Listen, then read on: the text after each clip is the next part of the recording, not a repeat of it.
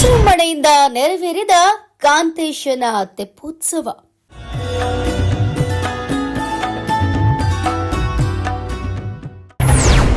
ಭಕ್ತಿಯ ಸಾಗರದಲ್ಲಿ ಮಿಂದೆದ್ದ ಭಕ್ತ ಸಮೂಹ.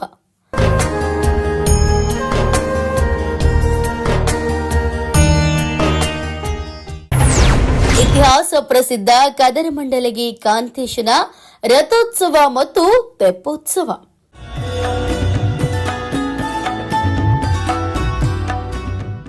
ಹೌದು, ಹಾವೇರಿ ಜಿಲ್ಲೆ ಬ್ಯಾಡಗಿ ತಾಲೂಕಿನ ಸುಕ್ಷೇತ್ರ ಕದರಮಂಡಲಗಿ.